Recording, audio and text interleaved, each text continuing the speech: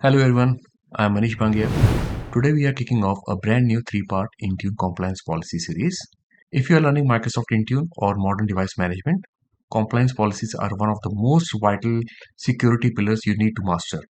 In this video, we are going to cover all the fundamental basics, what compliance policies actually do using a simple metaphor, how they enforce security, and then we will jump right into the portal for a hands-on demo to build your first policy. Let's get together. To really understand how compliance policies work in a corporate environment, we need to understand what they are actually doing to our devices. And to explain that, I like to use the car manufacturing versus roadworthy inspection metaphor.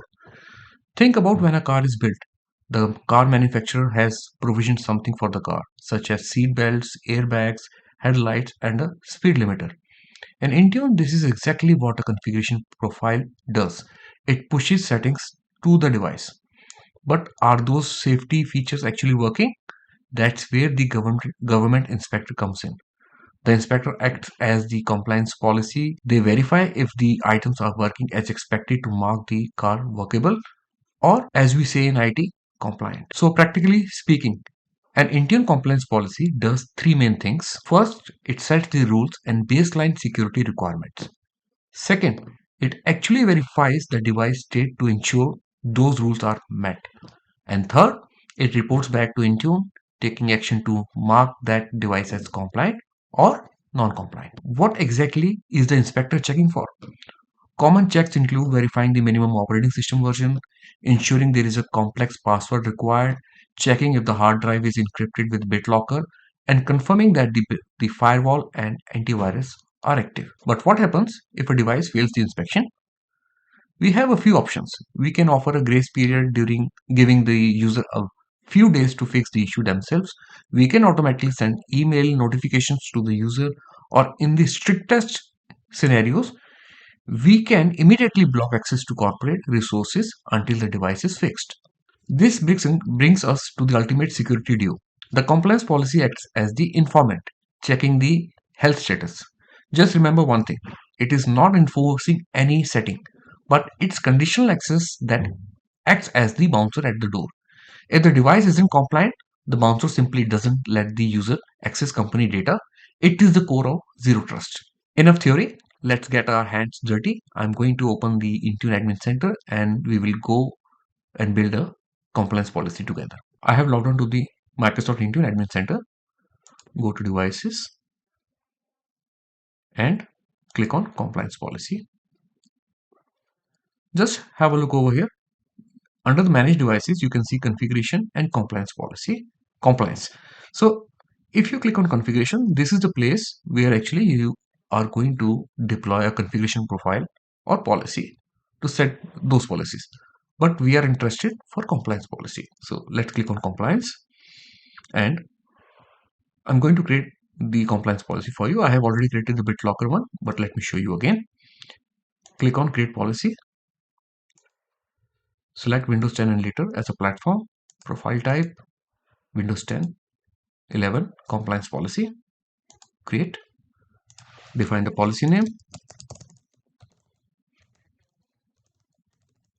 Click next. So this is what I just wanted to explain you. Under the compliance settings, you will be able to see multiple options. Custom compliance, device health, device properties. So multiple options are there. Let me come to the second setting, the device health. If I open this setting, I can see that I can define BitLocker is required. So let me just select this option. I can also go with secure boot, that it should be required. Code integrity required. Once again, I'm just telling you that this is not going to enforce the setting. It is going to check the settings, whether the BitLocker is encrypted, means the hard drive is encrypted or not. If not, device will be marked as non-compliant. So I'm just selecting BitLocker only. It is only going to check the BitLocker. Similarly, if I expand the device properties, I can specify minimum operating system, maximum operating system, and operating system build versions. Similarly, configuration manager compliance. I can set few settings over here. Under system security, I can define password related settings.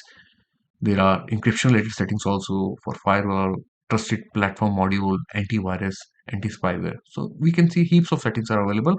There are few settings available for the Microsoft Defender for endpoint also, and finally for Windows subsystem for Linux. So we can see there are multiple settings we can define for the compliance policy. But what happens if there are no policies, no compliance policy available, if you are looking for something very peculiar? So in that case, the first option, the custom compliance policy, will come into picture, where we have to use a script along with a JSON file. But this is going to be a more advanced, a complex scenario, which I'm going to cover in the third video. Meanwhile, I just wanted to make sure that you understand creating a very basic, simple compliance policy, which is where I'm just selecting BitLocker, marking it as a required. That's it. Click on next. So now this is the action for the non-compliance. So I have a default action that mark device as non-compliant in 0 days. If 0 days is quite aggressive, I can make it 1 or 2. So I can specify value up to 365 days, means up to 1 year.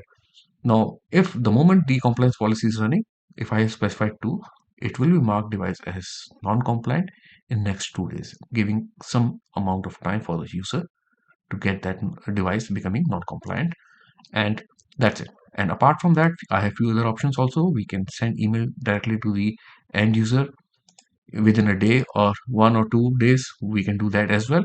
And we also have option that add device to retire list. So that device can be retired in 0 day or 1 day. I can specify that option as well. That's it. Once those settings are, I'm just removing this setting and just wanted to make the things pretty much very simple.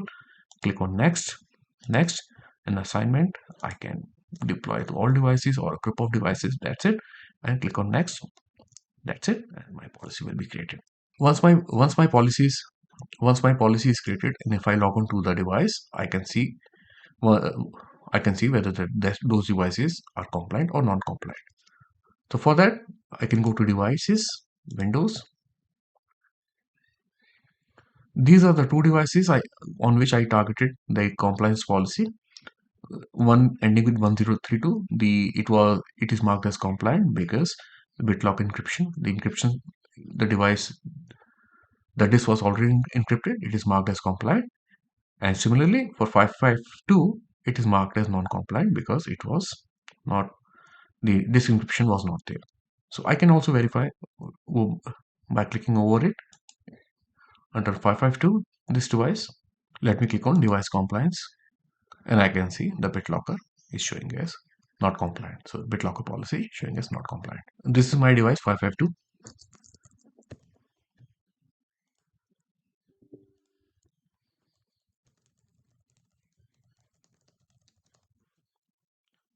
I open the command prompt and then the command manage -bd space -status C colon. So it is showing as the C drive is fully decrypted. When I click on home under the company portal, I can see that your device is showing as not compliant. And that wraps up part 1 of our Intune compliance policy series. You now have a good understanding of the basics and how to deploy your first policy. But what happens when you want to customize those warning emails with company logo, set up multi-stage escalation rules, or monitor compliance reporting across your whole fleet? We are covering all of that in part 2. Notifications, compliance settings, and default behavior of the setting. Don't forget to like, subscribe, and visit my website. I will see you in the next video. Thank you.